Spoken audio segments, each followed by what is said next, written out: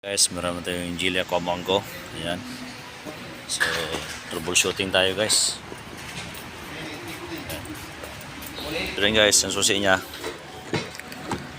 So, ayan. So, may concern. Dami concern to. May check engine daw. Ayan. Ngayon ko lang makikita guys. So, pandarin natin. Ayan. Naka-on na. So, kung natin nag-brakes. Ayan guys, oh. So, meron siyang check engine guys. So, yan, titignan natin guys kung ano yung problema ito guys. Pati yung wiper, tingnan mo. Ayan o. So, dito lang sa kabila ang nagasirit. Pero dun sa kabila, wala guys o. Ayan. Engine. So, ito naman si Donald Trump. So, diagnose namin guys ang ating Giads. Ayan. Ayan o. Ayan guys. Sa Aquamango. Ayan, 2020. Okay.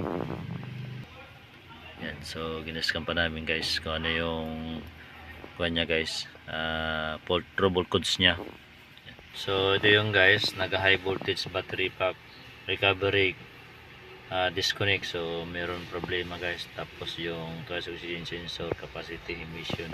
So history guys.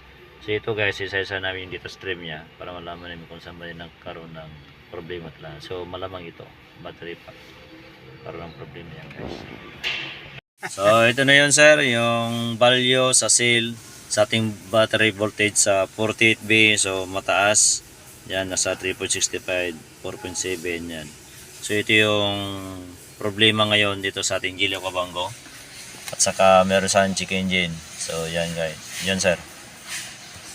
Guys, nasa 12 volts. Ayan, 12 volts guys. So okay. Ayan pa niya ating battery. So ayan guys, tine-check na namin kanyang fuse. Ayan, so okay naman lahat. Ayan, sa 12 volts. So okay. So ito guys, na-check na namin yan. So ina-review na lang namin guys. So okay naman. Siritan natin ito guys, kaya walang sirit. Bisag sirit ng bata, wagit. Karoon na ana. Tapos loko natin eh guys, para sigurado. Para yung bangag niya, paputasan natin. Ayan. Okay. Okay. Masiritan na natin. Kung epektiba. Ayun! Lakas! Oh, diba? Nadali na si Manoy. Okay.